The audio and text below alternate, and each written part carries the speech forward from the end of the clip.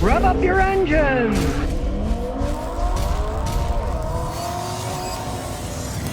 Well, I wouldn't advise you to tailgate any Ford Explorers because parts of the windshield have been flying off on these things, and the National Highway Traffic Safety Administration is looking into possibly recalling them for that very same thing. The pieces are flying off the windshields and going behind the cars, and if you're, especially on a motorcycle, you don't want to get hit in the head with them, and if you're in a car, you don't want your windshield smashed. Who knows what could happen? Or cause a wreck because, hey, a guy's following when he sees it coming, he swerves, and he hits you in the other lane. Now, this is 2011 to 2019 Explorers. A lot of Explorers. Definitely, you don't want to tailgate any Ford Explorers. What happens is they didn't put all the trim. You know, your windshield is glass. It's glued in. It's part of the structure of the car. And then there's all those trim pieces that people put on because they want them to look cool. The trim pieces serve absolutely no purpose. They're just there for show. Well, I guess they decided, well, they're for show, so we won't put them on too strong. And they are flying off while people driving down the road. So, as I said, do not tailgate any Ford Explorers. They cut quality too much. That's all it comes down to, you know. Some bean counter probably said,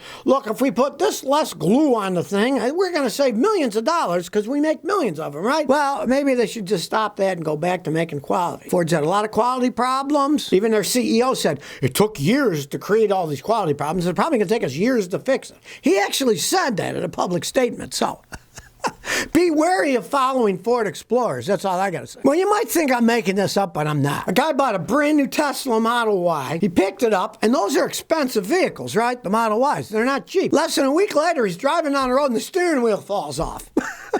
I'm not making this up. It fell off. He bought the car a week later. He was driving on the highway and the steering wheel came off. And to add insult to injury, that's one advantage was it was a Tesla and they have somewhat self-driving ability. So at least he could get the thing to go off the side of the road and stop, right? So he has it towed to the Tesla dealer. And to add insult to injury, they charged him $103.96 to fix it. Okay, this is a new vehicle he had bought a week before. And they charged him that money to fix the thing. They obviously had built it wrong. The steering wheel came off, right? The guy was just driving. It came off like he modified it or something. And this is not an only occurrence. It's happened to other people. They refunded him his money on his credit card after he complained, hey, I bought this car new. You charged me money to fix because the steering wheel came off. It shows you the quality. The guy has no quality in his vehicles. You build a car and the steering wheel comes off the first week you own it. That is just piss poor quality of manufacturing.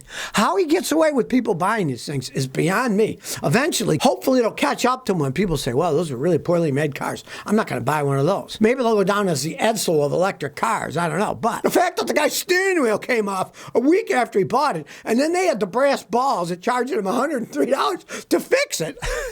Hey, that shows you these companies. You pay all that money for a car, you bring it back, they should say, oh, yes, we're so sorry, we're fixing it here. Have some free stuff, give them a certificate. No, they charged the money to put it back on a car that was a week old. That just tells you what the company's like. Romeo Swan says, Scotty, would you recommend the Mitsubishi Lancer 2008 as a good economy car? Well, they're decent economy cars, but the problem with Mitsubishis are their cars are not nearly as well made as Toyotas, Hondas, or Mazdas, the later model Mazdas at least. Throughout history, Mitsubishis have had cheap piston rings and they burn oil as they age. And their automatic transmissions are always suspect. And now some of the Mitsubishis are just rebadged Nissans because they got a deal going. Always kind of leery about Mitsubishi. I've seen guys get them used cheap and they lasted a while. But if you're going to buy one of these 2008 Lancers, if it's an automatic transmission, you got to pay a guy like me to check it out first because he might say, no, the tranny's going out. Don't even think about buying it. Because the weakest point of that car is its automatic transmission. If it's going out, you do not want to buy it.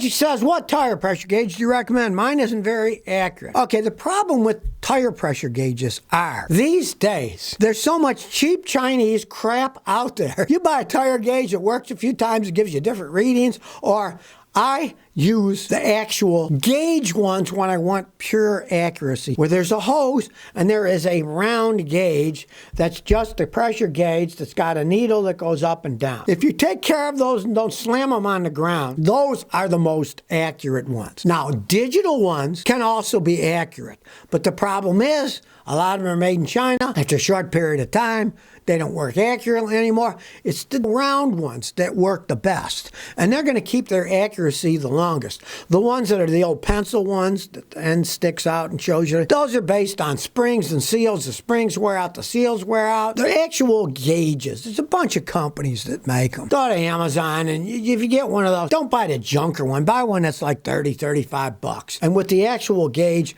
their accuracy generally stays a lot better than the little spring ones and the digital ones that can be wild all over the place. Jay Fricano says, Scotty, why doesn't Toyota sell diesels here in the USA? Well, because Americans really do not like small diesel vehicles. We don't like the smell. We don't like the noise. They were never popular. They actually did sell a couple.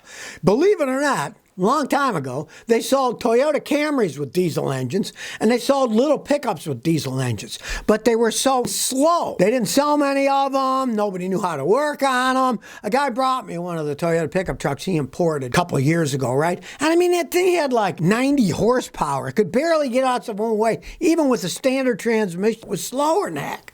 And Americans don't like slow things like that. The rest of the world, Australia, they like them. They're out in the middle of the outback. They like a diesel. They can get diesel fuel. They get better gas mileage. The Europeans used to like them, but now they pollute too much. No, we need electric cars. We want to ban diesel. So they never were popular in the United States, and they never will be now for pollution reasons and also for gas mileage reasons, because now with modern technology, the late model gasoline vehicles can get pretty much the same gas mileage as the diesel engines did. So you don't even have that advantage. And of course, look at the price of diesel. I've seen sometimes diesel is $2 a gallon more than gasoline, so you don't save anything because you're paying so much more for it. Paul Collins says, I have an '04 Honda Civic. I need to change the valve seals. How can I change it without taking the head off? Every spring compressor I've found is too large. Realize that it's a gigantic pain in the butt.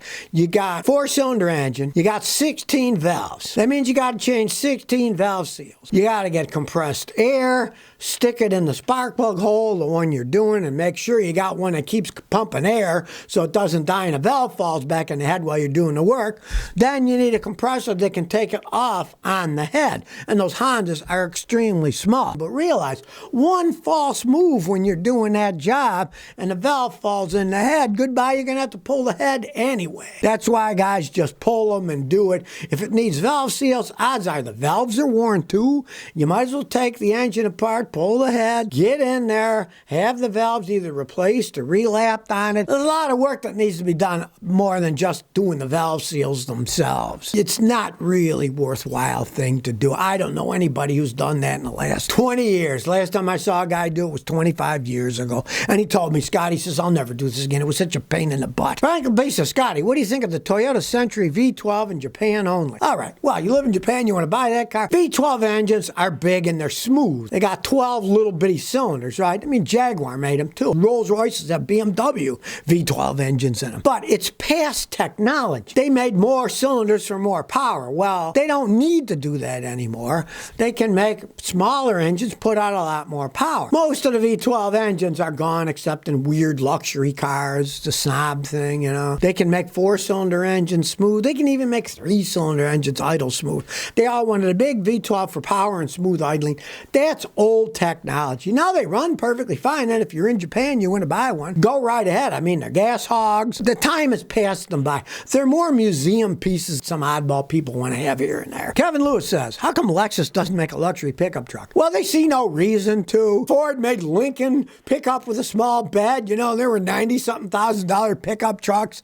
I guess there's enough Americans that buy that, rich oil millionaires in Texas that want to drive around in a Lincoln pickup. But the Japanese probably thought, we don't want to make something like that. What's the point of it? Realize they didn't make a big V8 pickup truck until they started making the Tundras. Originally, they were called T100s. They made them in Indiana. It took them that long to even make pickup truck with a big engine in it. So they're not into big pickup trucks. That's not Toyota's thing. Look, they took the V8 out of the Tundras. Now they only have V6 engines. So, they're never going to make a luxury pickup truck. It doesn't make any sense. It's such a small market that putting research and development into it would be silly. Look, they don't make sports cars. The Supra is just a rebrand branded BMW because they didn't want to put the money to build it, to sell a few amount of cars, lose all that money. They just bought BMWs, put a Toyota tag on them. Hilda says, I'm from San Diego. I'm looking at a 2022 Honda Civic Touring Sport with 4,500 miles for 28 grand in pristine condition, no accident.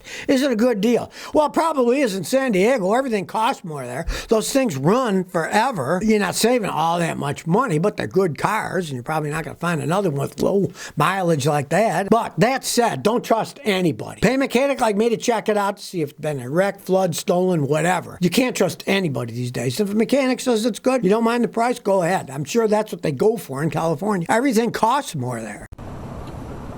So if you never want to miss another one of my new car repair videos, remember to ring that bell.